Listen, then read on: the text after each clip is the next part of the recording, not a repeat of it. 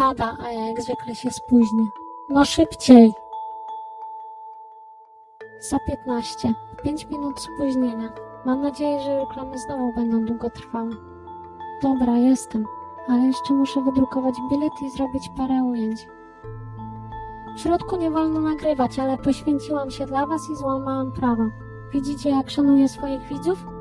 Filmu nie nagrałam, bo źle bym się z tym czuła nagrywając, a poza tym nie ma piracenia. Dlatego macie tylko jakiś trailer. W ogóle to głupia sytuacja, bo śpieszyłam się i weszłam szybko z biletem w ręku, a sprawdzający pomyślał chyba, że wracam z ubikacji, dlatego mnie nie zatrzymał. Trochę głupio, ale się nie wróciłam. Zamiast popcornu wzięłam mleczko w tubce.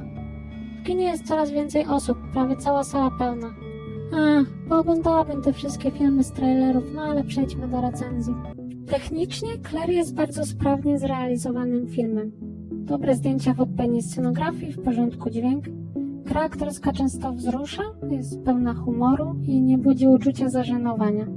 I nic dziwnego, Smarzowski miał do dyspozycji wybitnych aktorów. Zbyt wiele muzyki w nim nie było, ale nie odczułam jej braku. Film się nie dłuży, wręcz przeciwnie. Czasami nerwowo zerkałam na zegarek i cieszyłam się, że jeszcze dużo zostało. Film jest często śmieszny, tym, że za każdym razem, gdy się śmiałam, odczuwałam lekki niepokój, bo humor kontrastował z bardzo tragicznymi scenami. Ludzie w kinie utrzymywali przez większość czasu uwagę i powagę, bo film jest ciężki. Czasami nawet leciały mi łzy. Przedstawione postacie okazały się bardziej złożone i niejednoznaczne niż oczekiwałam po atakach na ten film, ale atakujący często nawet go nie oglądali. Śmieszne jest to, że Smarzowski odpowiedział na argumenty przeciwników tego dzieła w samym filmie. Ksiądz mówi, że pedofilia to pojedyncze przypadki, a kiedy dziennikarz zaczyna mu wymieniać miasta, to szybko gaśnie. Claire przedstawia fragment kościoła, a nie całość i skupia się na jądrze złych wydarzeń z dużo większą ilością szczegółów, niż normalny człowiek jest świadomy. I dobrze, bo dzięki temu ujmuje obraz i emocje, które nie zawsze są oczywiste oraz które po czasie od takich wydarzeń ludziom umykają. To jest oczywiste, kiedy się to ogląda. Nie wiem, kto mógłby mieć z tym problem i uważać, że to jest o całym kościele. W filmie jest mowa o złych rzeczach w kościele, o pedofilii, o obracaniu pieniędzmi, w takim natężeniu jak w prawdziwym życiu. Nie ma żadnego zakłamania, fałszywego zwiększania liczby przypadków. Przeciwnicy czepiają się, że jest mowa tylko o złych księżach.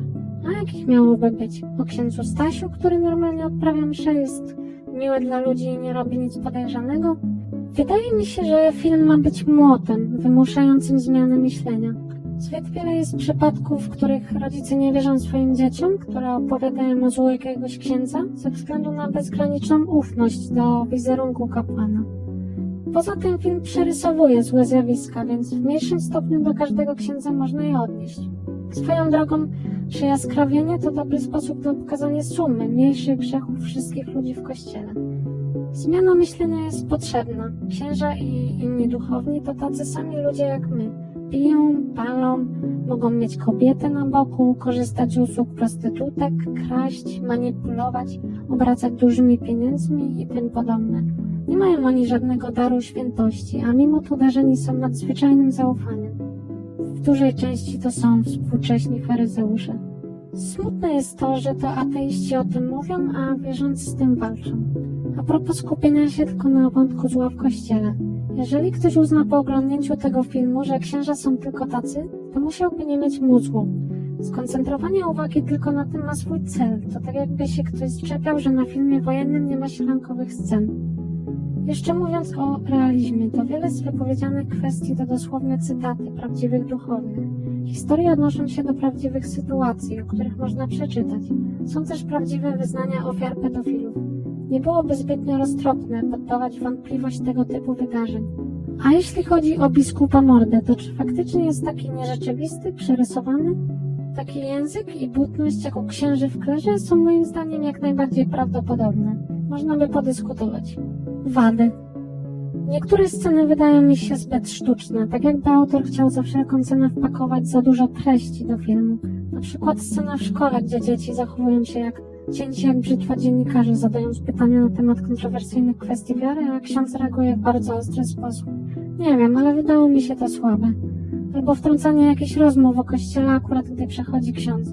Może było to potrzebne dla scenariusza, ale dla mnie to brzmiało sztucznie. no i wkładanie w usta prawie każdego spotkanego na ekranie księdza jakiegoś wulgaryzmu. Naprawdę każdego. Jakichś innych szczególnych rzeczy, które mi się nie podobały, jednak nie zauważyłam. Film był dla mnie dobry. Ludzie narzekają na końcówkę, czego nie rozumiem. Ksiądz, widząc beznadziejną, betonową sytuację w kościele, robi to, co robi, żeby wywołać szok. Jedyny sposób, żeby wywołać reakcję w zatwardziałym społeczeństwie. Wszystko bardzo adekwatne do treści filmu i mi się akurat podobało. Jest to mocne, choćby w kontekście kwestii ukrywania pedofilii. Księża są przenoszeni do ośrodków dla księży, a ofiary są uciszane i często upokarzane. Jedna rzecz nie dawała mi spokoju i będę teraz zdradzała fabułę. Czy Kukuła był pedofilem? Na początku wydawało mi się to oczywiste, ale później niejasne. Na końcu ten ksiądz zachował się tak, jakby był niewinny i był bardziej heroicznym księdzem, niesłusznie oskarżonym. Zastanawiałam się też, czy nie wykorzystał chłopca, ale zmienił się i chciał zadośćuczynić za swoje, przez co też między innymi się spalił. Scena, w której chłopiec się rozbiera, była niejasna. Miałam wątpliwości, chociaż nie do końca wiedziałam dlaczego, ale nie potrafiłam tego racjonalnie wyjaśnić, więc uznałem, że był pedofilem. Dopóki nie pogrzebałam w internecie i na Filmwebie ktoś podał bardzo dobre wytłumaczenie.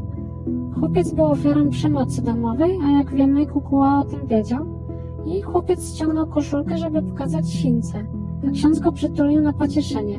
Wydaje się to sensowne, zwłaszcza, że widziały to dzieci i gdyby to była pedofilia, to by o tym powiedziały. I jeszcze jedna kwestia. Niektórzy piszą, że stary ksiądz niby sugeruje pedofilię po piełuszce. Ksiądz w filmie jednak żyje w 2008 roku, a scena, w której odprawia mszę i są członkowie Solidarności, była według mnie po prostu zrobiona dla kontrastu, dla emocji, żeby odwołać się do znanej świętości. Ksiądz bohater walczący o wolność Polski, prześladowany przez SB, tak naprawdę pedofil. Takie msze odprawiał nie tylko Popiełuszko. Nie sądzę, że Smarzowski byłby takim debilem. Podoba mi się, że ten film ma niejednoznaczną historię i że jest pełen postaci o różnych odcieniach szarości. Podoba mi się też, że drażni wielu. Film to dla mnie 8/10. 7/10 w mojej skali to porządnie zrealizowany film bez zarzutu, który w spokoju można obejrzeć bez poczucia straty czasu, ale jednocześnie nie ma w sobie jakiejś szczególnej idei.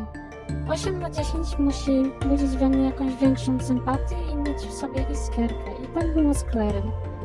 Nie dałabym mu 9/10, bo według mnie nie miał on w sobie takiej idei, która nie pozwalałaby mi spać w nocy, o której wcześniej nie myślałam. Ale był dla mnie świetnie zrobiony i ma coś w sobie, wzbudził we mnie emocje. Fajowe te niebieskie światła, nie? Kto jeszcze lubi niebieskie neony?